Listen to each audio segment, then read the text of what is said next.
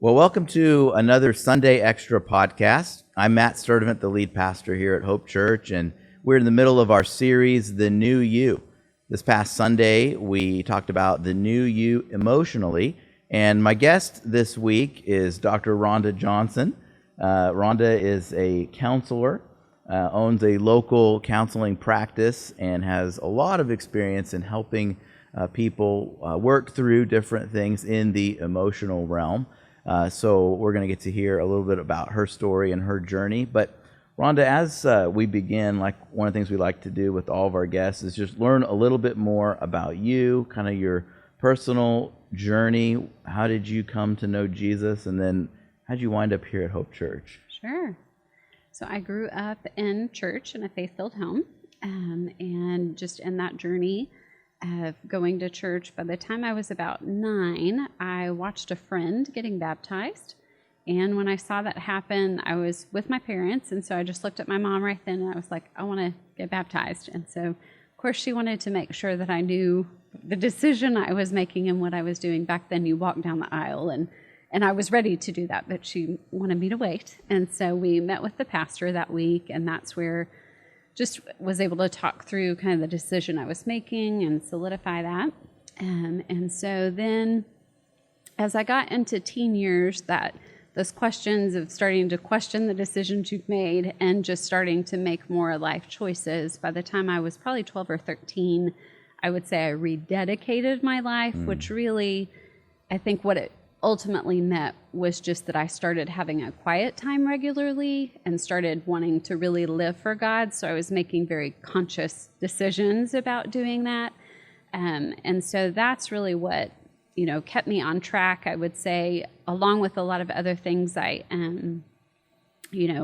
was able to make life choices and decisions trying to honor God in what I was doing. So in coming to Hope, Jacob and I were actually at seminary at the same time that we met, in a totally different state in a whole other way.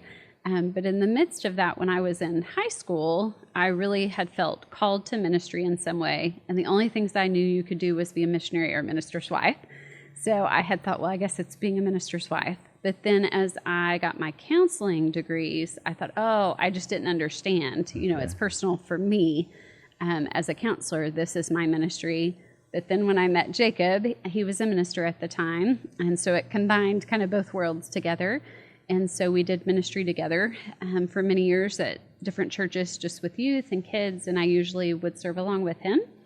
And so then in the midst, we were at the last church we were at before Hope, and that position and the church, God just finalized that, and it ended more abruptly and quickly than anticipated or what we had planned. And so for the first time in our marriage, we were choosing a church, which we had never done. Because you had gone where he was working. I had always gone where he was working. They had chosen us. Yeah. So I was, Jacob was struggling at the time and grieving that loss. And so I just hopped online like some people do, and I found Hope. And the story with that is that Jacob's brother was a journeyman in Peru, lived with us for a year while he went to seminary, and was in Dan Morgan's class. And so Jacob knew about Hope from Jody, his brother. So when I said, well, what about this one? Why don't we try this? He was like, yeah, I know it's a good church. And so we showed up on a Sunday, and we've never left. Yeah. So that was over 10 years ago now. Okay. So, all right. And you also have a daughter? We do have a daughter. So our daughter is Kayleen. Jacob and I found out we couldn't have children, and so we did some different things, but ended up coming to the decision adoption was a very natural choice for both of us. For me, I grew up in a home where I was around adopted and special needs kids all the time. My dad's career had some things that intertwined with that, and so I actually was like on trips with kids that needed to be adopted all the time. So it was an easy decision. And so we made that decision. We would have had more than one, but that wasn't what God led us to. And so we have Kayleen, who's 14. All right. And you said you've been at Hope for over about 10 years. How are you currently involved in terms of serving and group life? I've always been in the children's ministry since I started back then. We had Awana, and so I started there and then helped with kids arts and leadership for many years, and I was able to serve there. And so then I had, before COVID, I was directing over just all the volunteers on the Girls and Boys Energy Zone. And so when COVID started, obviously we didn't have that need anymore. And so I'm just stepping back into a position of leading over the Girls Energy Zone volunteers again. So, and then in group life, we have been with Rebecca and Phil Sherwood for the last couple of years, doing a life group, which was really interesting during COVID. Yeah.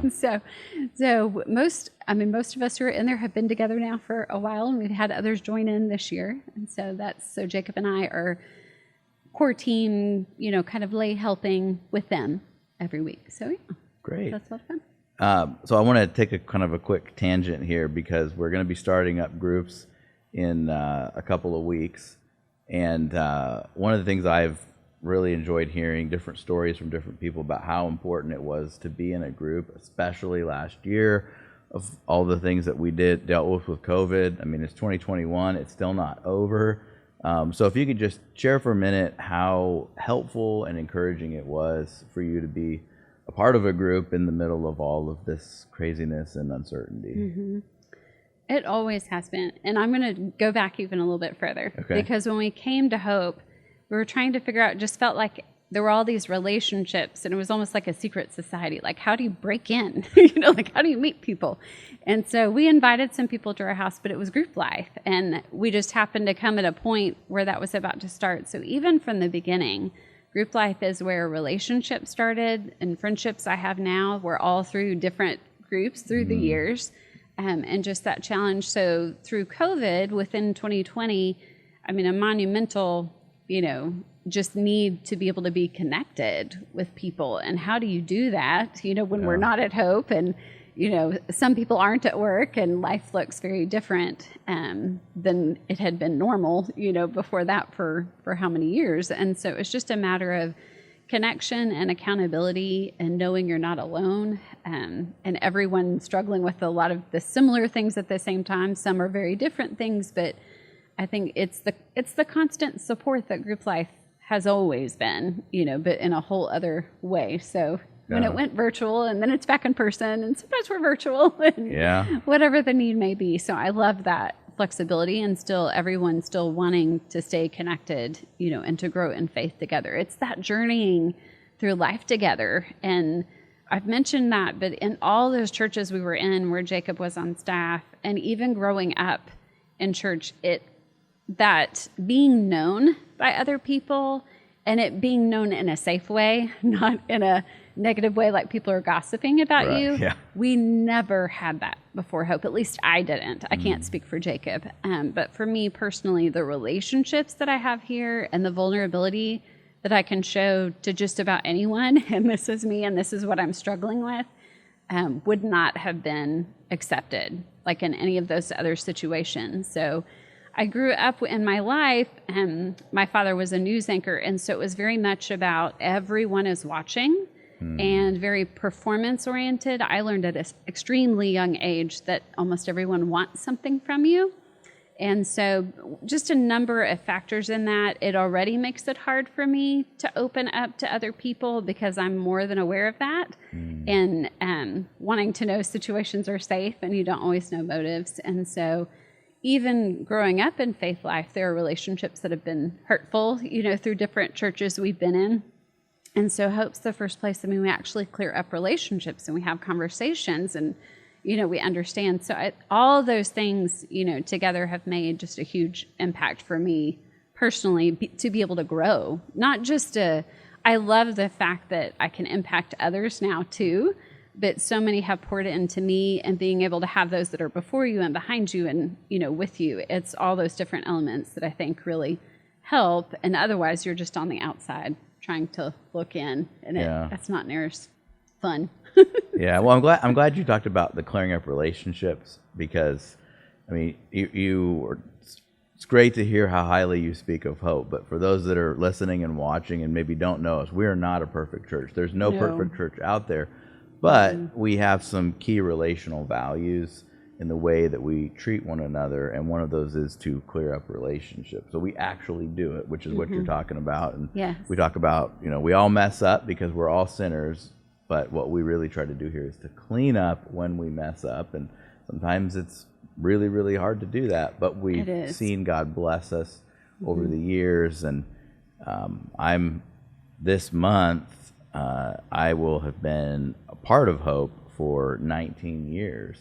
And, I wouldn't be able to have the long-term relationships that I have with people for 19 years if we didn't have a vehicle to really clear up relationships. So, well, I think the coolest thing has been that's what was really missing in my home life growing up, because we had to look perfect on the outside, because we couldn't even go to a restaurant without someone wanting my dad's autograph. I mean, we were known. And so when you're known like that, everyone's watching all the time, and it has, and in my mind, it had to be perfection, because I knew any little thing I did not only impacted me, but everyone. And so I knew the fallout that could come from that. And at home, we just didn't have that element of really clearing things up. And what has been so cool has been us being at Hope. My parents live nearby, and they now do it as well. Even though they don't go to Hope, they've watched us as a family do it so much that we now with each other say, I ask forgiveness, and they will do it as well. So it extends outside of even Hope walls, just in relationships. And that's what I love, is I feel like I didn't have that in my home life growing up, but now we all have it with each other. And it's not perfect by any means, so I don't want to pretend that. But it has been cool to see just it can impact relationships, in every realm of life. That's when faith gets outside of church walls. Yeah. So. Yeah, and if you're listening or watching for the very first time, we did a series back in the fall called True to Real, where we took several weeks and talked about all these values. So if you want to learn more about what Rhonda's talking about right now, you can check that out at hopechurch.com, the series True to Real. Well, this past Sunday, we talked about being the new you emotionally. Tell us a little bit about your own journey when it comes to learning to manage your emotions. And then also, as a counselor, you help other people all the time, every day in this area. So tell us a little bit about that part of your journey. I laugh at that because I don't think anyone, has it together emotionally in every way, shape, and form, every hour of the day. So, my response to that is, I've had 45 years with 4 degrees, a PhD, 20 years in the field, and I still don't have it all together. So there's hope for the rest of us. There is hope. And I've, been a believer almost my whole life. So there is hope for everyone. Because yes, I think that's part of God's design of wanting us to continue to rely on Him. If life got easy at any point, then there's not a need for Him or a dependence. And so then we're not having to grow, and be challenged for whoever He wants us to help impact after us, who's going to follow in that path. So, and counseling's been a lot like that too. I think just in knowing there's nothing I ever have gone through in life, when I'm going through it, I know there's going to be somebody else I'm going to be able to help, but I really don't like going through this right now.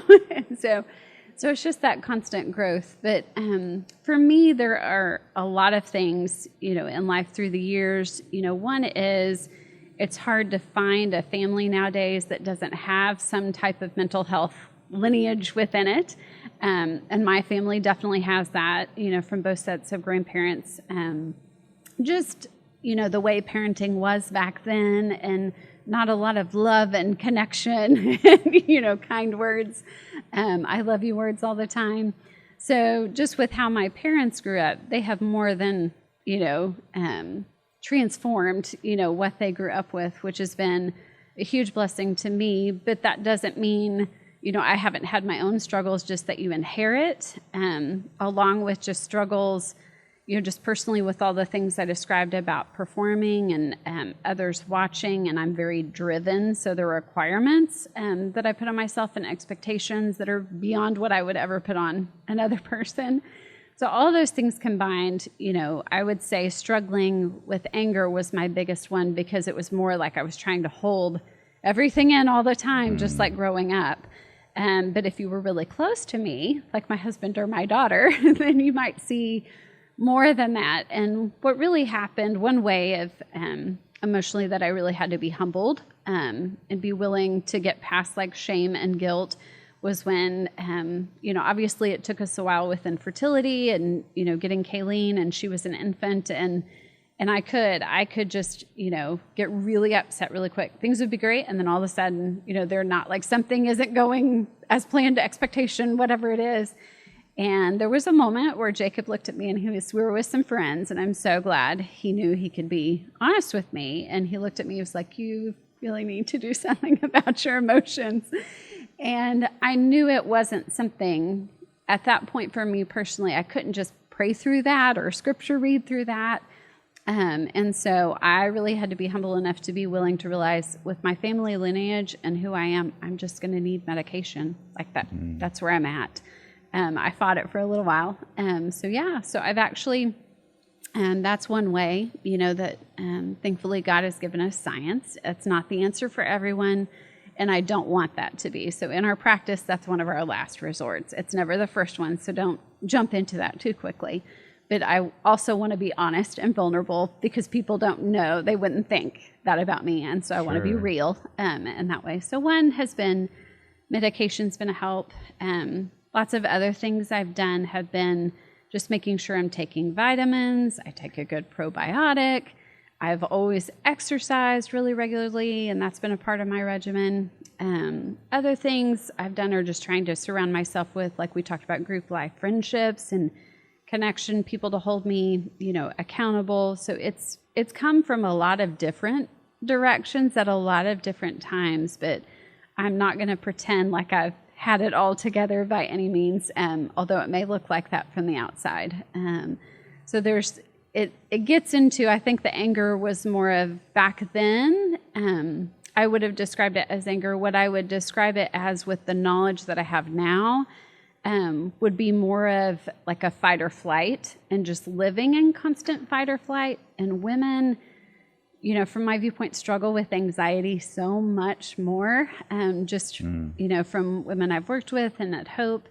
And it tends to lead to that fight or flight. And what that ends up looking like is that full pattern we know from Pastor Harold, thankfully, and the Bible, of just a veal and that reactive way and wanting, control and manipulation. Because if I can't, control this area of life, then I'll try to control this one. And what it leads to is just taking stewardship of things that shouldn't be in your stewardship. And then there are things that are within my stewardship, like having to own the business and be in charge of lots of people and to do lots of things, but that's not easy either. And so sometimes I avoid using my voice and making decisions with things that I should.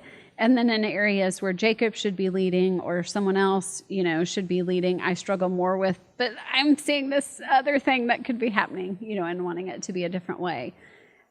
So those would be the struggles overall, I would say, and what I've done. Yeah, well, I mean, you're a trained counselor. You've been doing this for a number of years, but just the way that you describe that, you basically hit the points that we looked at on Sunday about, saturating your mind with God's word. There's a lot of what we put in has a lot to do with how we feel, what we're thinking about. Like we can be dwelling on God's word and the truth, or we can be stuck on, how we feel in the moment. Building a godly support team. You talked about your group, multiple times earlier when I asked you. You brought it up again. This is why we have groups at church. And one of the things, the way I like to say it, is that groups are the primary way that we connect with each other and care for one another. There's so much that can't happen on a Sunday morning, and right now we're still about probably 50% of our church, maybe a little bit less, is still joining us online. So there's only so much that can happen on a Sunday morning. We've got to have this extra time. So that's hopefully encouraging to those that are listening that heard the point where Pastor Matt and Dr. Rhonda are in agreement on how to deal with some of these things.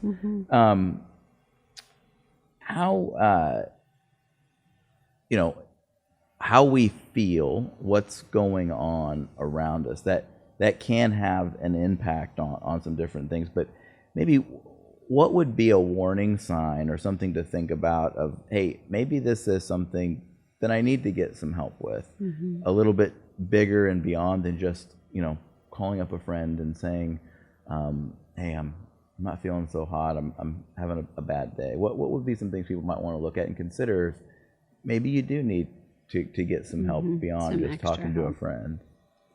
A lot of it, I describe it, there's, a depression and an anxiety, and we all have both of those. So, to normalize that, like everyone has it. It's not like COVID, like you catch it.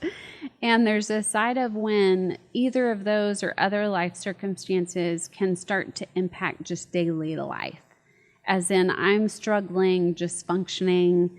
It could be, as extreme as I'm not showering and I'm not eating, all the way to just I am not motivated for work, or I'm snapping at my family more, or whatever that might be. So some ways it could look would be like suicidal ideation.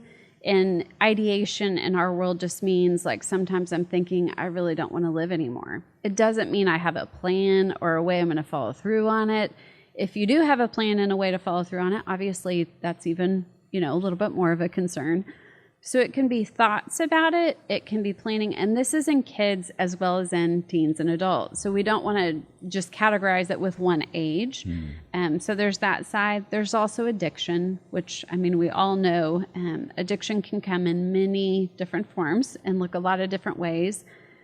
So that can be whether it's pornography or whether that's a substance or whether it's just doing too much of something that really wouldn't be an addiction, but it has become a god, to you in a way. So addiction can look a lot of different ways too. Some other things would just be knowing there have been some life circumstances, what I would call trauma.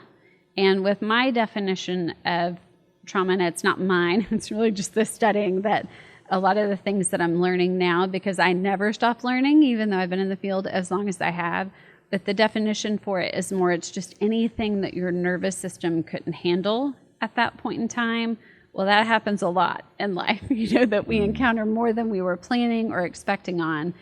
And so sometimes that trauma, because you don't know how to really process that, like, what do I do with that in my logical mind, gets a little bit stuck. And so that's what like post-traumatic stress looks like. You just keep reliving it, redreaming it, triggered by it. And so if you have someone in your life or yourself that you've had a trauma that's happened, whether it was in childhood or in adulthood, at times it can be a help, to pursue counseling that specifically is for, whatever that need is. So it's just daily functioning, of life somehow is interrupted, and recognizing I'm just on my own with my own logic. This isn't just a logic problem or just a faith. If I prayed a little bit more, or if I was more connected to people, that I'm needing some outside assistance or help. Yeah, as I was listening to you kind of describe those, here's what went through my mind, and I'd like for you to respond to this. So a lot of those, like, you could say in some ways you have a trauma, at any point. So some people could be listening or watching right now and be like, oh my gosh, I've had a trauma. Do I need to see a counselor? So I kind of, in my mind, the picture I had was a progression of, Yes. So something's going on. First thing I would think about is I'm going to pray about it. If you're a follower of Jesus, pray about it. Ask God to help you and show you what's going on. What does it look like? It could be that the enemy is bothering you right now, and you need to bind the enemy and tell him to leave you alone, and ask God for help, and it all goes away, and you move forward. Other times, like, we really do need to talk to someone. That's where having a friend. That's where being in accountability. a group, I just need to talk about this. I need someone to speak some truth to me because my perspective might be off, and I just need to readjust that perspective. Other times, in the process of talking to your friend or your group leader, they might say, hey, this might be a little bit more serious. Maybe you need to talk to one of the pastors. And we don't do a counseling. We do pastoral advisement or pastoral coaching, and we can help people, well, what does the Bible say about this? And then, maybe you need to go see someone like Rhonda to, I'm sure you do some kind of an assessment at first to help people kind of see where they're at. So if someone, when they heard some of what you said, it doesn't immediately mean I need to be in counseling tomorrow. So we have a lot of tools at our disposal to help us with our emotions. And it doesn't mean that going through one trauma like devastates life forever. Sometimes it's just a buildup of different things, and something that happens now in life triggers something from back then as well. And so you've got just a buildup, effect, And if I'm reaching out, this person's becoming a crutch for me and I can't live without them, it's probably more of a professional help versus, burdening that person way too much. If they feel like it's a burden, it might not be, and maybe it is in your mind. But I think that constant communication to know, when that level is. But yes, you're exactly right. Yeah. So I think it's safe to say that not all counselors are created equal. I know that you're a follower of Jesus, and your practice that you own and operate, you very much try to operate from a biblical perspective with biblical values. And when someone says the word Christian counselor, that could kind of be a wide range of things. So if someone was in a position where they thought, maybe I do need to reach out to a counselor, what are some things maybe they should think about or look for or be aware of to go to the counselor that would be the most helpful for someone who really wants to be looking at things from a biblical worldview and perspective? It's tricky. Even for our practice, we don't advertise as Christian counselors, because that word does mean a lot of things, but also because I set it up really wanting it to be a ministry, just like a church, to as many as we could minister to, despite the faith background they were coming in with. And so what that really means for us is I make sure everyone I hire has that faith foundation, and I have screened them as thoroughly, as possible as I can, and my staff has before we hire them. But the outside world wouldn't necessarily know that, and that's not necessarily why they always choose us. Sure. So you're either going to have to see like a bio online. They're going to have a good website where you could find out why did they become a counselor and why are they doing what they're doing, and then you would hear the ministry element behind it. So we all have bios online. You can read it. And most of us, it talks about all the things we do, but for a practice outside of us, if it's a Christian counselor that markets themselves that way, it's still not, foolproof, because like we're saying, there's lots of different, what does Christian mean and what does that look like in someone's life? And that is the hard part is, some practices you would just have to go in that first appointment and just say, I want to make sure we talk about some things today before I know whether I want to continue on, in this relationship or not. So that's something that would be acceptable for you to talk about. It would be unexpected. I bet for a lot of counselors, they would not expect that to happen because they're used to people coming, just already, okay, I want help, and pouring everything out, because that's what happens most of the time. So I think it would definitely twist the relationship in a positive way, as in them recognizing this is important to you and you want them to hold you accountable, to a faith viewpoint and a biblical perspective. And it is going to be not ordinary, if you follow through with something with that. So you'd either have to see a bio, hear, know what their mission is and their reason for doing the things they're doing counseling wise, or you would get to that either first call. Some of them do calls, where you can talk for 15 minutes before you meet. And that's like a self-pay practice usually. Or the ones like ours that are insurance-based. Unfortunately, we don't have time for that because we're doing things in a ministry, aspect where we're seeing so many more people. And so you just would have to get in that first time and have that conversation. So, but it's totally acceptable to do it. Absolutely. Yeah. So it's that basically like you would, if you're going to switch primary care physicians or other people that you see, you're kind of interviewing them. Right. What are the questions I need to be asking? And healthcare is so much like that, and counseling is too, of just what are the things I need to be making sure of before I submit myself to this person?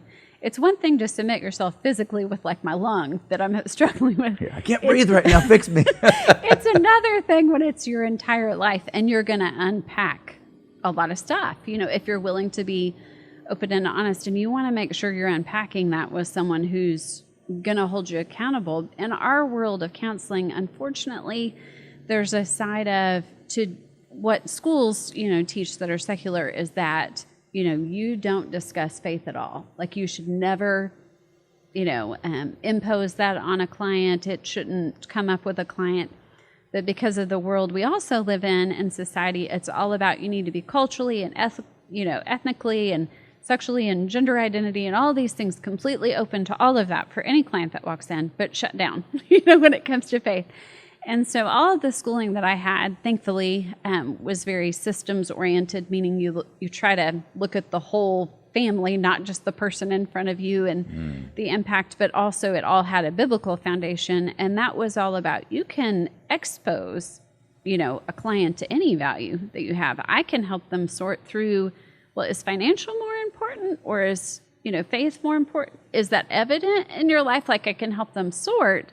I just can't impose it on them. And so that's the verbiage that most people don't learn in school because it's all like the political scene now of, an openness, but then a shutdown on the other side. So that would be important to pay attention to. And it's important I've heard people say, well, it doesn't really matter with my child, right? Because it's a child and it's not like they have all of their life they're unpacking. But the truth is I do have a lot of faith conversations. A lot of what I do now is play therapy with kids who've been adopted or in foster care because they've experienced trauma. And so I, enjoy working with them. And obviously I'm an adoptive parent, so it hits on many different levels. But I do have those conversations. If I know their parents, are faith-based and Bible-believing and Christians, we'll have conversations about God even while we're doing play therapy. So I wouldn't say it will never happen. It's not going to happen if it's someone that's not a believer because they're probably never going to bring it up. Sure. But it could be an element that could help your child in play therapy if they were with someone who knew your background and knew that was something that you wanted. But you don't want the other side either of, I've had a parent that told me they wanted me to, I think, pray with their child each time they came. I don't want to be the spiritual mentor because I'm not going to have that relationship with them forever. And so there's the extremes, on either side that can go too far. So. Yeah, well, and I think, one of the things that you're describing, our faith life should be all encompassing of every area of our life. Now, we may not have the luxury that, the doctor that you're going to go see for your lung, or, I had knee surgery a couple of years ago, and I was not going to just I got to go see a doctor who has to be a Christian and all this stuff. I just want the best guy to fix my knee. A good surgeon would be good. Yes, a good surgeon. But if you're going to be talking about the things that you talk about in counseling, you want someone who's coming from a biblical worldview, from a biblical perspective, and even more than that, something that is in line with your values and theology, even because of what they're going to be looking at. So I think it sometimes it can be just honestly, it can be a tricky area. Sometimes the relationship between churches and counselors, and sometimes it's hard to find good counselors. We get questions all the time. People are like, where's a good counselor to go see? And like we were talking about earlier, just because someone's marketed as a Christian counselor, the question is, well, what exactly does that mean? So right. What does that look like? Very helpful, some of the questions you gave us to consider. Well, and if I'm being totally vulnerable, so part of the training I'm doing now is in another realm, and you have to do counseling and consulting as part of it. So I've been in counseling, again, with this counselor, and it started to head a little bit of a direction that was more focused on me. Well, what was your response in that instead of what was everyone else's? Well, what was the impact on you? And it can get really self-centered really fast. And so she is Bible believing. I really tried to search out. I didn't grill her to the 100th degree by any means, in working with her, because this is such a specialized training that you can't find these people everywhere. And so I couldn't be too selective, but it's a matter of I had to have, Jacob or someone else outside of me that I could go to with what I was hearing and the vulnerability and say, okay, I'm struggling with this a little bit because it feels like it's a little too focused, but I also have the tendency to want to make everyone else happy and not think about myself. So it's a fine line sometimes between, okay, I can hear that and accept that, and there is some truth. I didn't really think about what my initial response was. I was watching everyone else's initial response and feeling a little overwhelmed by that. So there is some truth, but there's also the side of, if you go to counseling, sometimes it's just going to be all about you. If they don't know anyone else in your family and they have not met any of those people, then what you say is truth. That's all they have to go on. And it may be truth to you, but if you ask your brother or sister or parent, they may be like, that's not how I remember it. Yeah. So you do have to be careful. It goes back to the system of you want to have multiple perspectives, and it may be leaving some of those sessions. I would leave it's a hard place to be in, and I would have to sift afterwards. So even if you can't find, perfect in every way, a counselor would be, I just need to filter it back through someone that is a mentor or a help to me who has that biblical worldview, and just make sure I'm on track. And if not, guess what? You get to take it back to the counselor and say, here's the deal. That doesn't really fit in with my faith, and I told you that was really important to me. So I'm just not, at that point, just a comfort level of trying to sift between, who is going to help hold you biblically accountability, and then who's going to be the counselor who really you can be open up to. And I think that's the thing. I mean, counseling at this point, the society we live in, to find a relationship where you, as we call it in our world, be safe, seen, soothed, and secure, it could take years to find that out on the street. And in counseling, you can walk in and that person is listening and they are focused on you and they are open and it is a safe zone. So there are some awesome things that counseling is able to provide, if we make sure that we're filtering it through a faith value. So if that person isn't perfection, no worries. It just means that you've got to have someone who is helping to make sure you stay on track. Yeah. So I'm going to put you on the spot here for a second. Go for it. If you think about just the whole spectrum of people that you see, how many of them really need counseling because there's the issues that we've just been talking about, versus what they really need is to be in a community and to have friends, to speak truth into their lives, to listen, to care for them? Do you have any idea what percentage of these are really definitely the ones that they need the counseling versus this percent, they really just were looking for a friend? Yes. Okay, to clear something up really quick though first, is that I only have a handful of clients now because I'm doing so many things. I do want to be clear that that's not all I do all day long anymore. Right. And so I have this handful. So if we're looking at the 20 years, that I've been seeing, let me just broaden it just a little bit because I want to make that clear. I have 12 other people with me now, and they see people day in and day out. But I would say that is a really great question. A lot of the ones, there's a large percentage, I would say probably 40 to 50%, that if they had made different choices in life to have, either spouses or family members around them who were believers or could support them, they never would have needed me.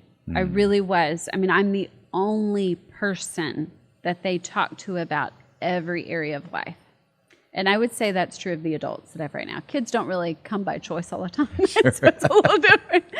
But with the adults that I have, they do have relationships, but they don't unpack all of that with one person. And that's the blessing, to me, of being able to be a counselor, is knowing, that I can be that support, but I can also provide that challenge. So for some people, it's a challenge and they really need to be, we call it reframing. They need to see something from a different perspective. They need to know life isn't over. There's still some hope. They need, to realize this divorce or this relationship loss or whatever it is not the end of life as we know it, that life can continue. But then there's another realm where it's the community. And I would say it's got to be at least half, because it would impact every client I had. A majority of them, they aren't. And I even, there's some I have now, one in particular I'm thinking of in a church, very active, serving, but that church isn't the same as Hope. And it's almost what I do is a little more like discipling. And if I met her on the street, she'd be a friend, but she's not, because she's a client. And so it's that side of, I have people from some it's they need a friend, some it's they need direction and reframing, some it's, maybe it is the depths like we're talking about, and we need some intervention, happening, or maybe we need further help out further than me, where it goes to a hospital or medicine or some other types of things. And then there's the side of when it's really fun, when it turns to even kind of like discipling and mentoring, like what I would do at Hope with someone here, but I end up doing it at work. So.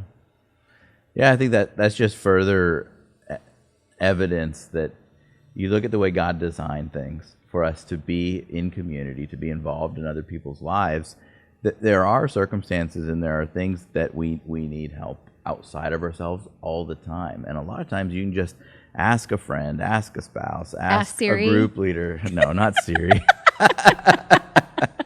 I'm not sure she's coming from a biblical worldview. Okay. But we can, we have community around us that I think if you have it, it's really easy to take it for granted. It is. And what you're describing is people who don't have that are paying for what we get for free because we are involved in a community. You're exactly right. One more question I want to ask you, and it's kind of in the realm. Before we started filming, we were talking about categories of how you talk about things in the counseling world versus maybe how we would talk about some things from a biblical perspective. Is there something, because God created us, God's ways just work. If you had an opportunity to say the thing that you would really love to say to some counseling clients that you have, that you can't talk about the Bible, you can't talk about God, and maybe you're having to take the longer approach to dealing with some things, but if you could tell them some just biblical truth, what would you tell them? Mm-hmm. Yeah, if I could come from that perspective, I think it would be, because stories are so important, I think it'd be more of, my story and just how much God does love them and that he created them and made them just like they are, the gifts that they have, the weaknesses that they have, and the trials that they're struggling with, that God knows. Because they're really just wanting those four: safe, seen, soothed, and secure, and to be known. And to know that it's not really me. Like, I'm the one providing it, but it's not really me. That it's God through me. I think I would love, to be able, and I do go there with those who are open to it. It's just not, I have to go the long route, but not all of them are willing to see that or to grasp back onto it. So it's just, I would say my job is very similar to ministry, because you could share your faith, over and over and over. How many stories have I heard of, I shared my faith with that family member for how many years, and they finally, have accepted Christ, as the boss of their life, which is awesome. I think it's that same thing. It's the Mount Sinai that Pastor Harold has talked about. I do it in my life all the time, but you just keep going around the mountain and keep having the same experiences until you finally are willing, to realize, okay, I need to humble myself, and what do I need? And it's the truth for anyone. For any human, when we're needing to grow and learn. So I think I, would want to bring in some of that, but if I was doing more of that, I wouldn't attract some of the people that I attract, and they would never see me in the first place. So I don't mind the long route. I've been doing it for a long time too. It's fun when it's short, but yes, I think there's that side of being able. I I don't even feel safe all the time to share all of me with clients because of some of the things they come in with. And so I want to protect my family because of how I grew up, being in the limelight as well. I know what that can be like. And there are also, worst case scenarios that are out there. So I don't talk about tons of personal things because also in my world, you want to make it about the client. And so I would want to bring in some more of like how much Christ has changed my life and what a difference that's made for me, but not all of them want to hear that. Yeah. Well, I really appreciate your heart. You and I have talked lots of times before this moment that we're recording this, but just as you mentioned, you're really coming at this from a ministry angle, from a ministry heart, but yet not the overt Christian counselor. So you're really able to help people who probably wouldn't go see a Christian counselor, but they're getting help from a biblical perspective without even realizing it. So, Yes. So that really is that's really needed, and so I appreciate that. I appreciate you taking the time to sit down with me and talk about this. Share from your own life. Share from your decades of experience in the counseling world, and the emotions that we have are God gives us emotions, and some of us are more thinkers, some of us are more feelers. For some of us, it's easier to manage emotions. Others just don't show it anymore. But that is a real part of who God made us to be, is to be emotional beings. It's one of the things that distinguishes us from the animals, right? Yes. Your dog really likes it when you scratch his head, but animals can't feel things the same way that we can, and that's part of by God's design. We just need to go about it the right way, and then get help, whether from a friend or from a professional, if we're dealing with some things that are beyond what we can handle on our own. So thank you so much for being my guest today. Thank you for having me. And thank you for tuning in to this week's Sunday Extra podcast. I hope this was helpful to you. Coming up on Sunday, we're going to continue the series. We're going to be taking a look at the new you financially. I want to invite you to join us in person. If you're in the Dallas-Fort Worth area, we're in Fort Worth, 1750 Beach Street, or you can join us online at hopechurch.com. Hope to see you on Sunday.